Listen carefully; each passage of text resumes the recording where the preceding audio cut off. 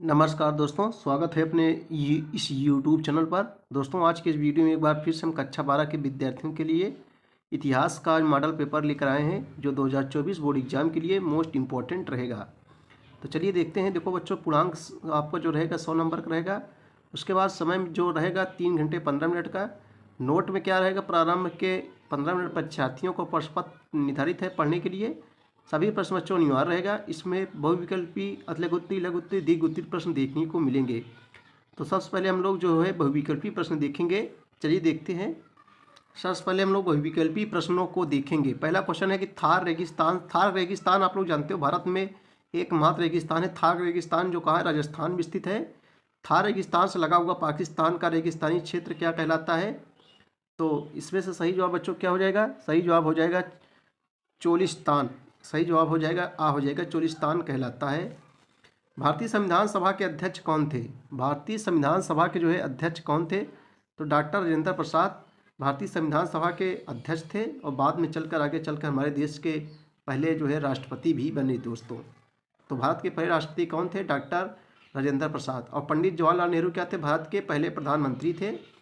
और डॉक्टर भीमराव अम्बेडकर क्या थे? भारतीय संविधान के जनक थे। और पंडित मोतीलाल नेहरू ये भी जो है भारत के प्रधानमंत्री रह चुके हैं। किसकों का एक वर्ग क्या कहलाता है? पाही, दास, श्रमिक, मजदूर। तो 3 का सही जवाब बच्चों क्या हो जाएगा? हो जाएगा पाही।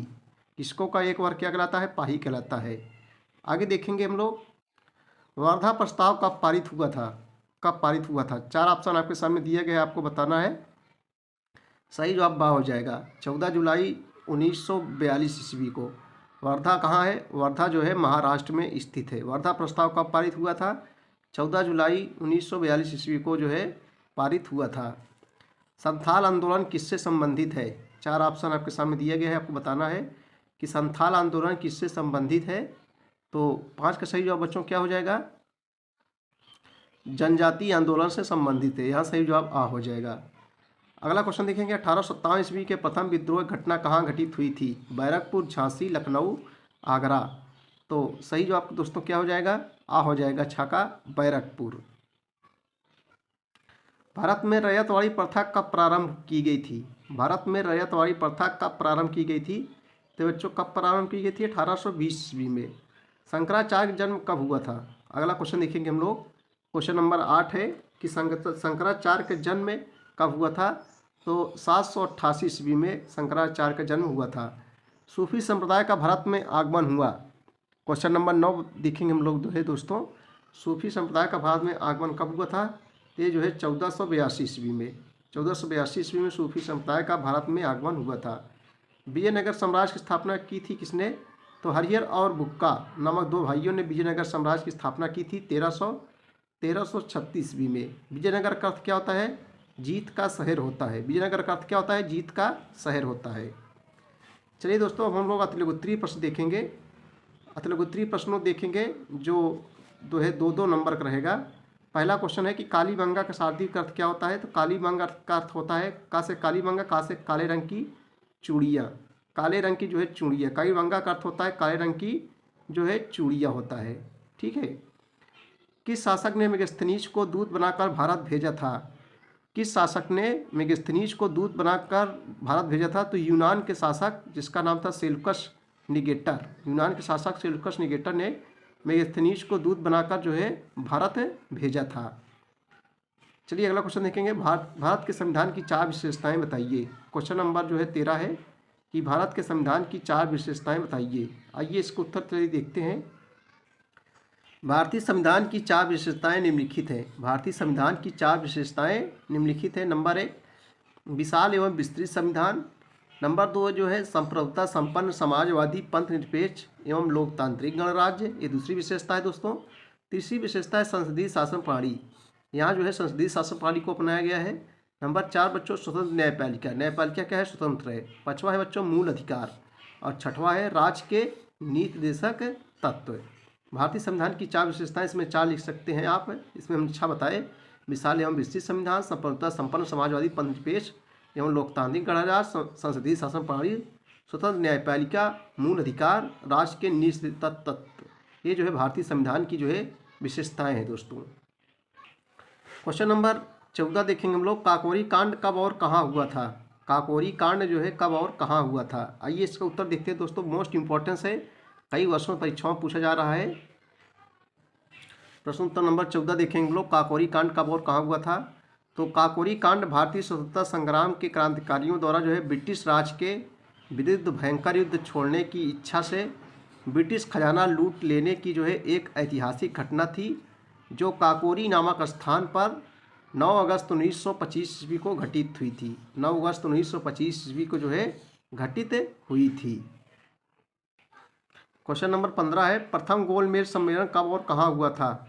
तो प्रथम गोलमेज सम्मेलन दोस्तों 1930 ईस्वी में 1930 ईस्वी में बच्चों लंदन में हुआ था। लंदन क्या है, ब्रिटेन की राजधानी है। इंग्लैंड की राजधानी क्या है, लंदन है। तो प्रथम गोलमेज सम्मेलन जो है 1930 ईस्वी में लंदन में हुआ था। चलो अब हम लोग लघुत्तरीय प्रश्न देखेंगे जो 5 अंकों का रहेगा। नमक कानून स्वतंत्रता संघर्ष का महत्वपूर्ण मुद्दा क्यों बन गया। आइए इसका उत्तर देखते हैं। 5 नंबर का लघुत्तरीय है। उसके बाद बच्चों विस्तृत उत्तरीय प्रश्न जो रहेगा 10 अंकों का रहेगा। ठीक है, विस्तृत उत्तरीय प्रश्न जो रहेगा वो 10 अंकों का रहेगा।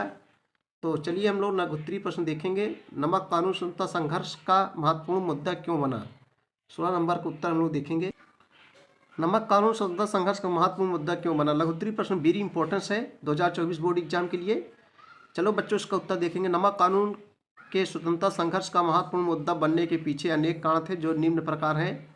नंबर 1, नमक कानून ब्रिटिश भारत की सर्वाधिक घृणित कानूनों में से एक था। इसके अनुसार नमक के उत्पादन और विक्रय पर राज्य का एकाधिकार स्थापित था। नंबर 2, प्रत्येक घर में नमक का प्रयोग अनिवार्य था, लेकिन भारतीयों को स्वयं नमक बनाए जाने पर प्रतिबंध था। नमक कानून के कारण भारतीयों को व्यवस्था पूर्वक दुकानों से ऊंचे मूल्य पर नमक खरीदना पड़ता था। नंबर 3, नमक पर राज्य का एकाधिकार अत्यधिक अलोकप्रिय था। जन सामान्य में इस कानून के प्रति असंतोष व्याप्त था। नंबर 4, नमक उत्पादन पर सरकार के एकाधिकार ने लोगों को एक महत्वपूर्ण तथा आसानी से उपलब्ध ग्राम उद्योग से जो है वंचित कर दिया था। नंबर 5, इस असंतोष ने लोगों को संघर्ष करने हेतु विवश कर दिया। गांधी जी ने नमक कानून तोड़ा तथा सरकार ने कानूनी कदम उठाया। इससे देश के विभिन्न भागों में असंतोष बढ़ा, जो स्वतंत्रता संघर्ष का एक कारण बना। नमक यात्रा इसलिए उल्लेखनीय है क्योंकि इस यात्रा के दौरान गांधी जी समाज के विभिन्न वर्गों को साथ लेकर चले तथा साथ ही उन्होंने समाज में फैली विभिन्न बुराइयों जैसे छुआछूत उन्मूलन, सांप्रदायिक सद्भाव तथा हिंदू मुस्लिम भाईचारे का संदेश दिया। गांधी जी की इस नमक यात्रा की चर्चा विश्व भर में की गई।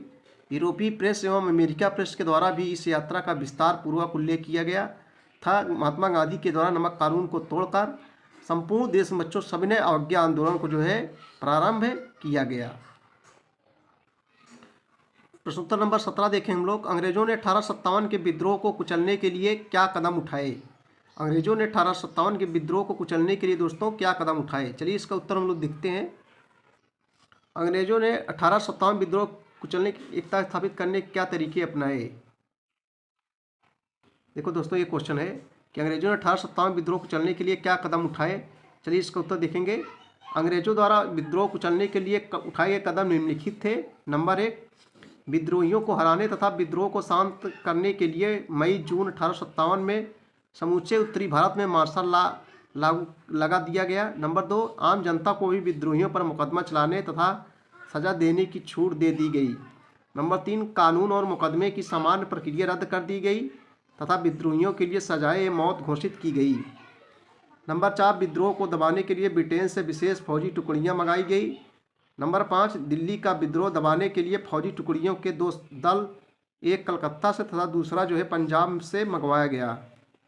नंबर 4, विद्रोहियों को कुचलने के लिए दहशत का सहारा लिया गया। विद्रोहियों को सार्वजनिक तौर पर फांसी दी जाती या तोप से उड़ा दिया जाता था। अगला नंबर, विद्रोह के नेताओं तथा आम जनता के बीच फूट डालने की कोशिश की गई। उस समय घोषणा की गई कि जो जमींदार अथवा तालुकेदार अंग्रेजी सत्ता का साथ देगा उसकी जागीरें जो है वापस कर दी जाएगी। चलिए दोस्तों अगला देखें। क्वेश्चन नंबर 18 देखेंगे। संथालों ने ब्रिटिश शासन के विरुद्ध विद्रोह क्यों किया। चलिए इसका उत्तर हम लोग देख लेते हैं। संथालों ने ब्रिटिश शासन के विरुद्ध विद्रोह क्यों किया। संथालों ने ब्रिटिश शासन के विरुद्ध विद्रोह क्यों किया, अथवा 1855 के संथाल विद्रोह कारणों की विवेचना कीजिए। आइए इसको उत्तर देखेंगे। संथालों द्वारा ब्रिटिश शासन के विरुद्ध विद्रोह करने के निम्न कारण थे। नंबर 1, संथालों ने जिस जमीन को साफ करने कृषि योग्य जमीन बनाई थी उस पर अंग्रेजी शासन ने भारी राजस्व लगा दिया। नंबर 2, ब्रिटिश शासन द्वारा इनको जो है मजबूर किया जाता था कि दी गई भूमि के कम से कम 10वें भाग को साफ करके 10 वर्षों के लिए कृषि योग्य बनाना। नंबर 3, संथाल लोगों को की अपनी स्वतंत्र संस्था की कल्पना भी ब्रिटिश शासन के विरुद्ध विद्रोह करने का एक प्रमुख कारण रहा। नंबर 4, इनके द्वारा तैयार की गई भूमि अंग्रेज तथा जमींदार वर्ग अपना प्रभुत्व स्थापित करना चाहते थे। नंबर 5, जमींदार लोग भी दामी ने कोप नियंत्रण का दावा करने लगे थे। अंग्रेजों ने नमक बनाने तथा लोहा निकाले जैसी स्थानीय पद्धतियों का निरीक्षण किया। अतः इन सब संथालों का आघात पहुंचा और अंततः वे विद्रोह के लिए उग्र हो गए। चलो क्वेश्चन नंबर 19 देख लेंगे हम लोग। मनसबदारी प्रथा पर टिप्पणी लिखिए। चलिए इसका उत्तर देखते हैं हम लोग। मनसबदारी प्रथा पर एक टिप्पणी लिखिए। मनसबदारी प्रथा पर टिप्पणी लिखिए। चलिए बच्चों इसका उत्तर हम लिखेंगे 2024 के लिए वेरी इंपॉर्टेंट रहेगा। देखो ये मनसबदारी प्रथा अकबर द्वारा शुरू किया गया था। अकबर द्वारा शुरू की गई मनसबदारी व्यवस्था मुगल साम्राज्य की प्रशासनिक व्यवस्था की अनुपम विशेषता थी। मुगल प्रशासन में मनसब शब्द सरकारी पदानुक्रम में इसके धारक की प्रतिष्ठा का सूचक था। अकबर ने मनसबदारी व्यवस्था को मुगल सैन्य संगठन और नागरिक प्रशासन का मूलाधार बनाया। प्रायः समस्त अमीर वर्ग, नौकरशाही तथा सैनिक ओहदेदारों को जो है मनसब प्राप्त होते थे। मुगल साम्राज्य के मनसबदार अपना वेतन या तो नकद या जागीरों के रूप में प्राप्त करते थे। इससे वे भू राजस्व तथा सम्राट द्वारा अनुमन्य अन्य सभी करों की वसूली के अधिकारी होते थे। मनसबदार नागरिक तथा सैनिक दोनों ही विभागों से संबंध होते थे। मुगल मनसब का दोहरा स्वरूप होता था और यह 2 स्थितियों का परिचायक था। एक का नाम जात तथा दूसरे का नाम सवार था। मनसब आनुवंशिक नहीं थे तथा मनसबदार की मृत्यु या पदच्युत के उपरांत यह स्वतः समाप्त हो जाता था। मनसबदार की मृत्यु हो जाने पर उनकी सारी संपत्ति सम्राट द्वारा जो है अधिकृत कर ली जाती थी, यानी अपना ली जाती थी। देखो बच्चों जो दीर्घ उत्तरीय प्रश्न रहेंगे वो 10 अंकों का रहेगा। जहाँ भी अथवा लगेगा एक करना है, चाहे इसको कीजिए और चाहे इसको कीजिए। ठीक है दोस्तों। और खंड अंगस क्या रहेगा, निम्नलिखित ऐतिहासिक तिथियों से संबंधित घटनाओं को लेख कीजिए। एक नंबर रहेगा। जिसे 261 ईसा पूर्व में अशोक ने जो है कलिंग युद्ध पर चढ़ाई की थी। उसके बाद दोस्तों जो है एक नंबर के देखो सब रहेगा। ऐतिहासिक घटनाक्रम से 187 ईसा पूर्व में क्या हुआ था, पुष्यमित्र शुंग ने सेना का समर्थन प्राप्त किया। 643 ईस्वी में कन्नौज की जो है धार्मिक सभा हुई थी। 1498 ईस्वी में वास्को डी गामा जो है भारत की यात्रा किया था। 1498 ईस्वी में जो कालीकट पर पहुंचा था, जो पुर्तगाल का रहने वाला था, वास्को डी गामा, जिसने भारत की खोज भी की थी, इनकी जो है भारत यात्रा हुई थी। 1527 में दोस्तों जो है खानवा की युद्ध लड़ा गया था। और 13 अप्रैल 1919 को जलियांवाला बाग हत्याकांड हुआ था। और 1930 ईस्वी को दोस्तों जो है नमक कानून तोड़ा गया जो है।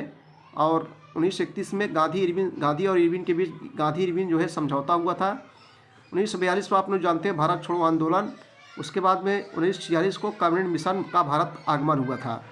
उसके बाद मानचित्र संबंधी प्रश्न रहेंगे। सिंध सभ्यता का बंदरगाह एक नंबर 1+1 2 अंकों का रहेगा दोस्तों। तो इस प्रकार से जो है पूछे जाएंगे क्वेश्चन।